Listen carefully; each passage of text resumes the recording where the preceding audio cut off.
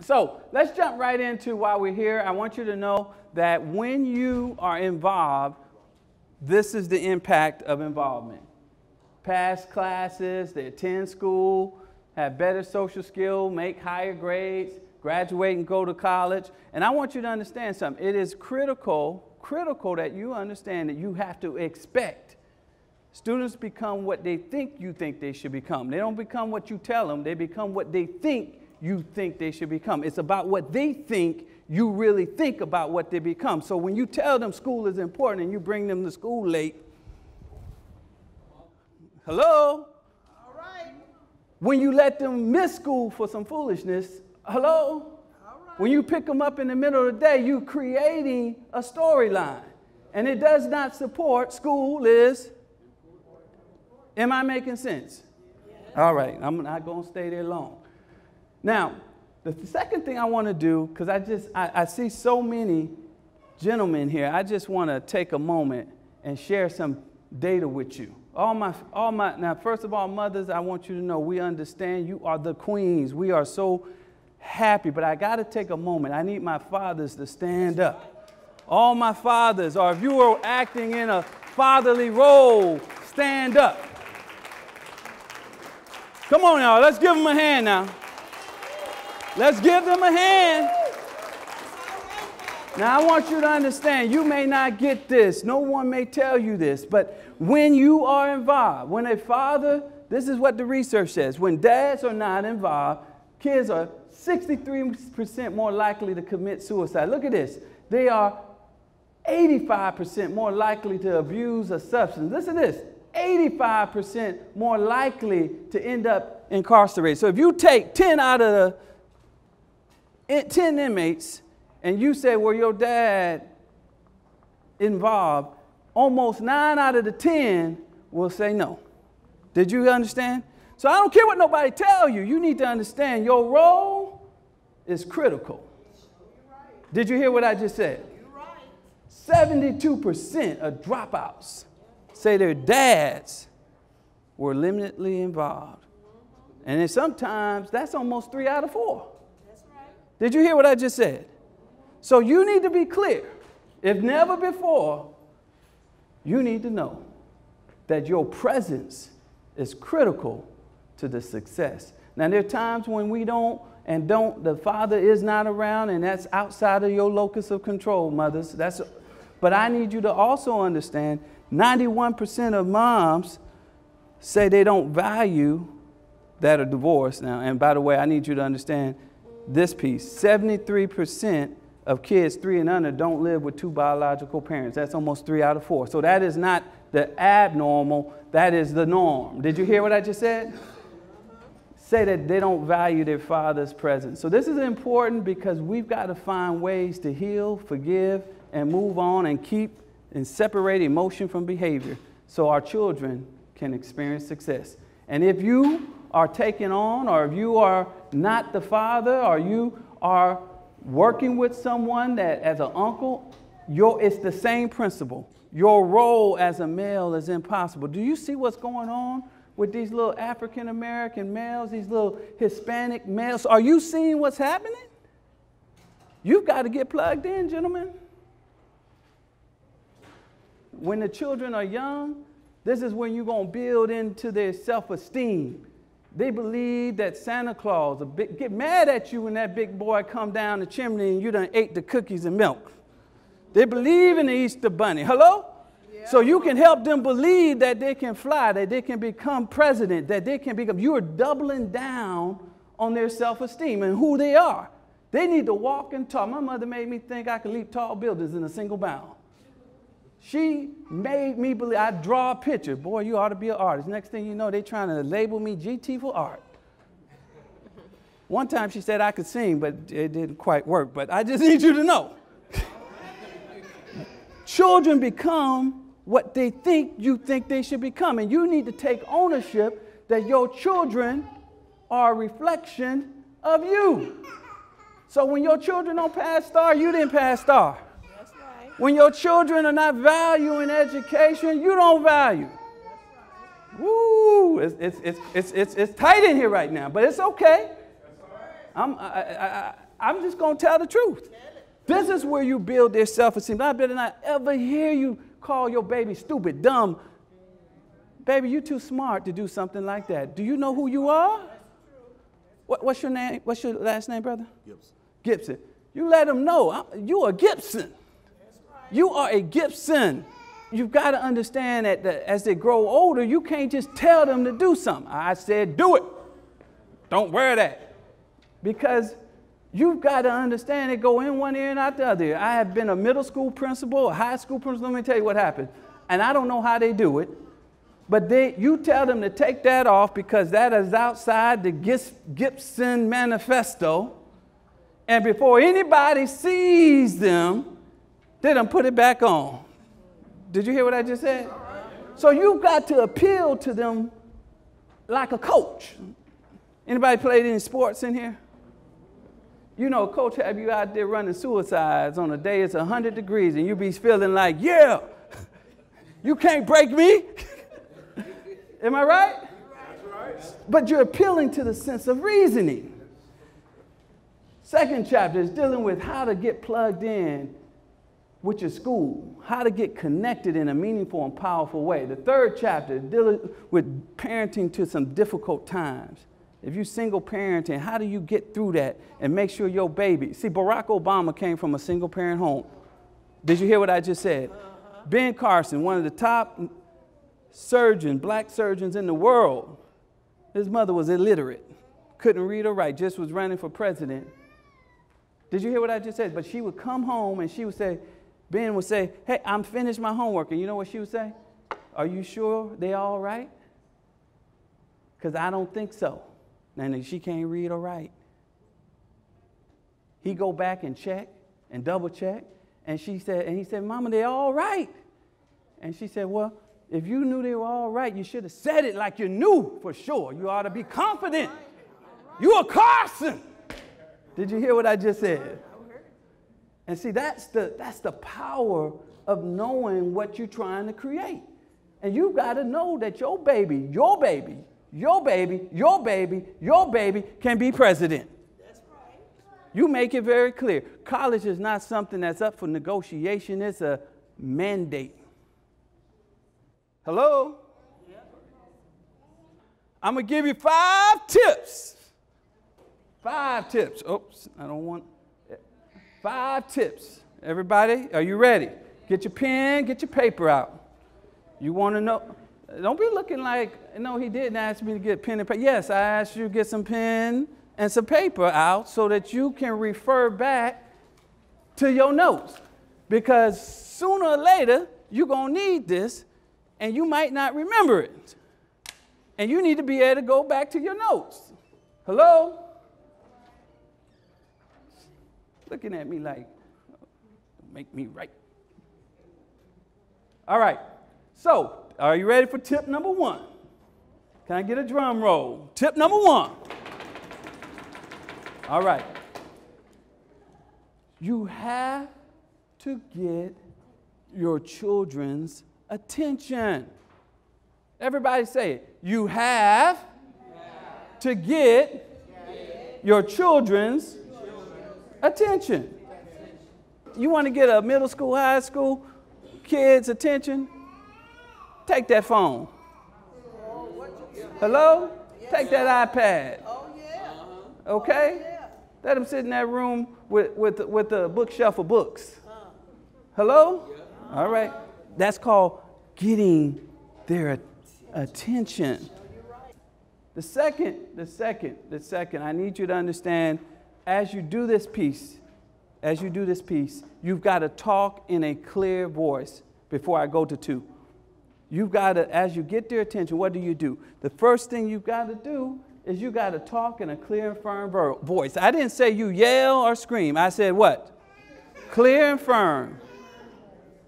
You are to clean up your room, take your bath, period.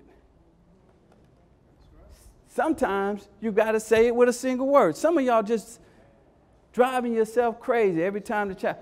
I done told you to pick up your stuff and throw it away when you leave the table. How many of you had that issue?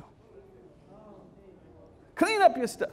You don't need to give a 30-minute lecture. You just need to say table, chair, because you done gave the lecture. People will start tuning you out. Hello? I'm just giving you strategies now.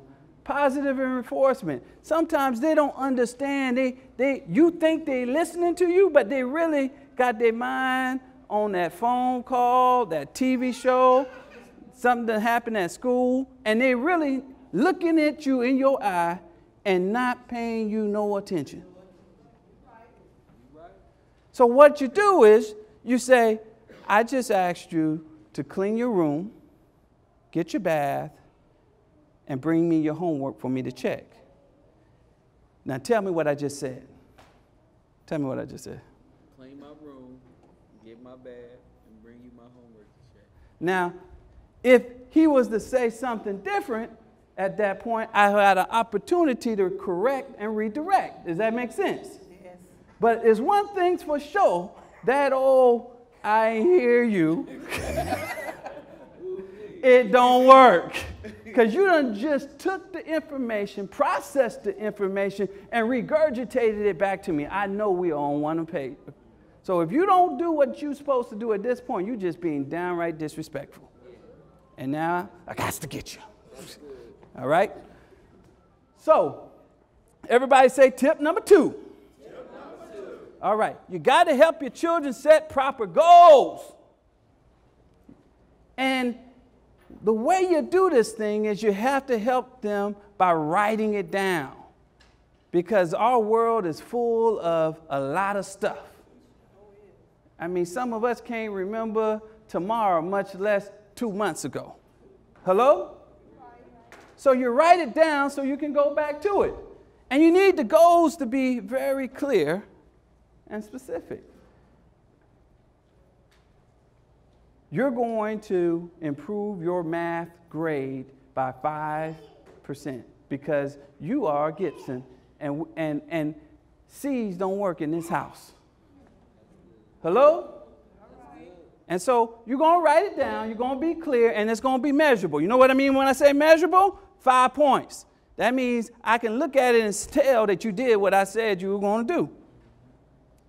Now, I like this piece because it really gets at the fact that, how many of you struggle with losing weight? I'm going to give you, you ain't got to give no more money.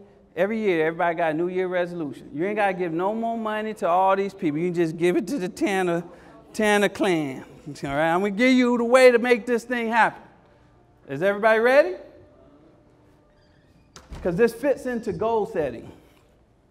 Number 1, you make a decision to do something, you got a 25% chance. You say, I'm going to lose some weight. It goes 25%.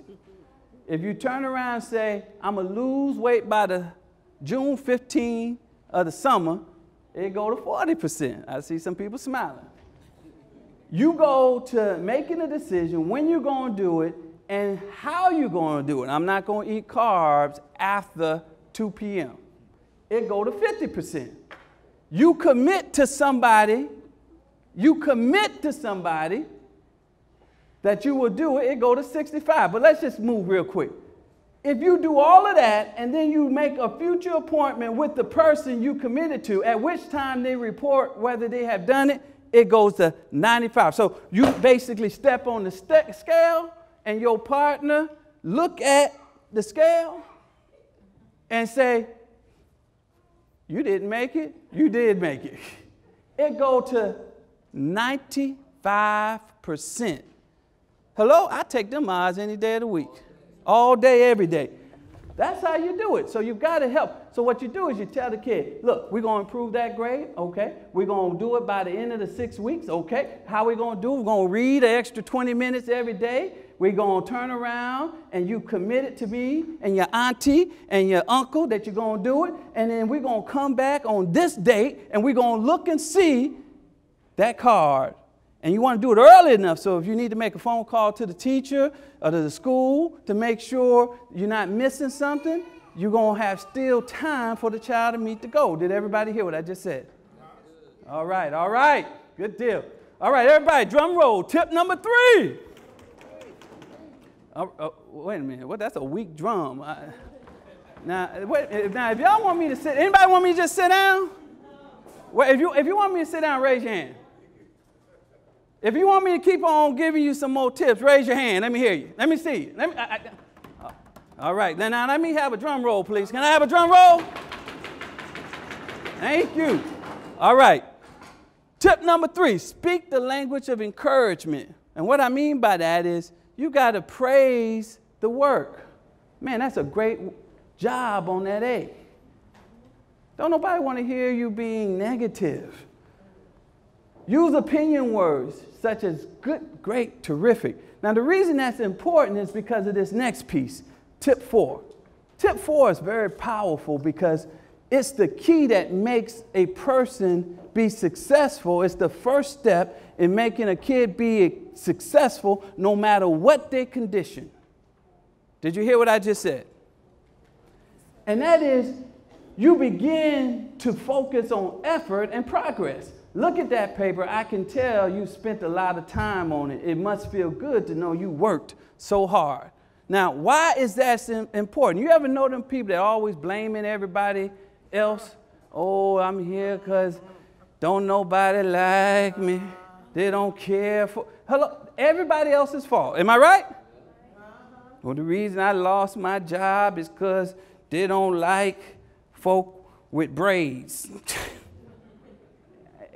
I mean, you know, getting there 5 out of 8 days late might have something to do with it too. The point I'm making is you're focusing on effort equals outcome. In other words, this is critical because it teaches the child that is in their locus of control to overcome and do it. It was their effort that equaled an outcome. Am I making sense? You're making sense. I exercise, I work hard. As a result, I'm in shape. Ooh. Our children have to have this piece because it builds their self-efficacy. Self-efficacy is just a fancy word for meaning that it's the extent to the belief you believe you can overcome obstacles. It's your confidence level. Did you hear what I just said? And so if I know it's in my control to overcome, it increases my self-esteem. Now, this is important because it becomes an issue related to resiliency. Resiliency is the ability to recover from or adjust easily to a misfortune. In other words, resilient people keep going during very hard times. You ever notice some kid, one grew up in the same neighborhood, one go to Harvard, one go to prison? There was some resiliency there. Hello? You could be poor as dirt. I grew up poor.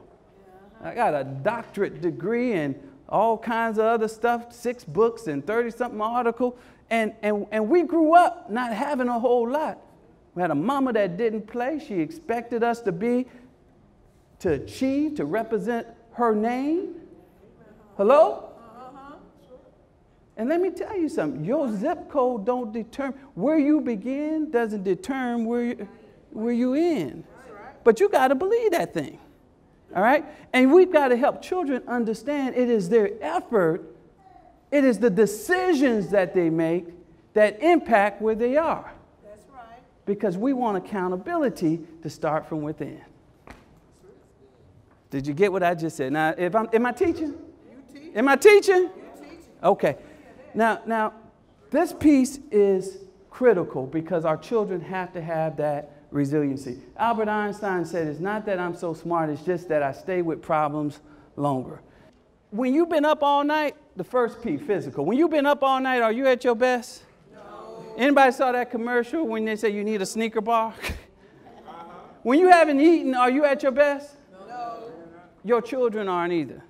We've got to make sure our children get proper rest. We've got to make sure our children have the type of, are eating high protein. They've got tests coming up. We need them to be focused and plugged in. Did you hear what I just said? Yes, focus and plugged in. All right. Intellectual. This is dealing with our kids' growth. They've got to expand. Make them read. You need to do some reading too, and they need to see you doing some reading. I don't care if you're not the best reader. Do you think you get in shape by not exercising? That's right. If you're not the best reader, you got to do, it's just a big muscle that's got to be worked. Did you hear what I just said? There's a lot of knowledge. That's why for so long, people could lose their life if they learn to read and write. Because there was so much knowledge. Okay, that's another lecture. All right. Now, the psychological is the third P right here. That means how you see yourself. We've got to build our kids' self-esteem and make them know that they are somebody. That's right. And they are. Yes, they are. And you've got to know that you're somebody. Hello? Some of us haven't forgiven ourselves for things that happened way back when we were babies. You are somebody special. And you've been given a powerful opportunity to make a difference in the lives of the children that you're guarding over. The fourth is environment. You got to create an environment conducive for learning. Hello? If the kids will try to play with their iPads, telephone, and all that kind of stuff while they're doing their homework, you've got to create some space where they can focus. That's right. Hello? And then sometimes it's hard, and that's okay. But you do the best you can, because when we know to do better, we what? So the goal here is to create that space. If you can't be at work, if you have to work, you need to make sure somebody in your community, that's why you need to know one another, can make sure your baby get what they need, and they're focusing on completing it. Hello, are you with me? Get that auntie. If you don't, and let me tell you, if you don't even, I tell this to my Hispanic parents, if you don't speak English well or whomever, you need to understand you still need to be here. They will find a translator for you, I promise. That's right. Get plugged in. No excuses, just results. That's our motto. We don't want to hear no excuses, just results. Social. You got to teach your kids that you can't handle everything with these. How do you work through problems in a way that doesn't result in you getting suspended, expelled, or put in jail? That's right. Beating somebody down because they stepped on your shoes or insulted you, let me tell you something. That ain't manly, that ain't bad, that's stupid. Because now you're in jail. And you're talking about, we've got to teach our kids, because they'll get caught up in this whole culture, this ecology where the world is making them feel that's what they're about. No, baby, you get ready to be the president. That's right. This ain't about you trying to show somebody that you bad. Okay, I can't. I hope they bring me back, because this is just one parent. We've got about 50 of these pieces that we do in different areas, from dealing with every issue that we have with children. But it starts with understanding these basics, and then we're going to kind of go deeper. Now, the reason I wanted to say this and leave with this is because you've got to do the same thing for yourself. People, great parents, are also taking care of themselves. Hello?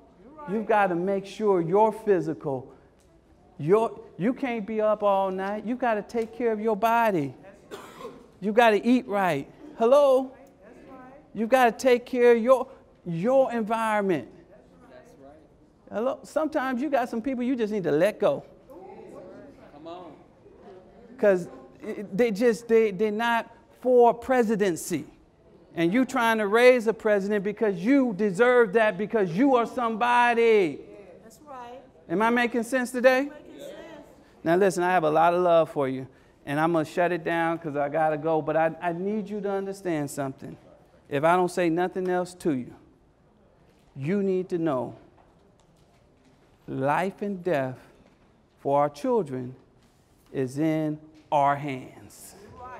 Did you hear what I just said? And you need to look in the mirror and make sure every day you have done everything in your power to address that piece.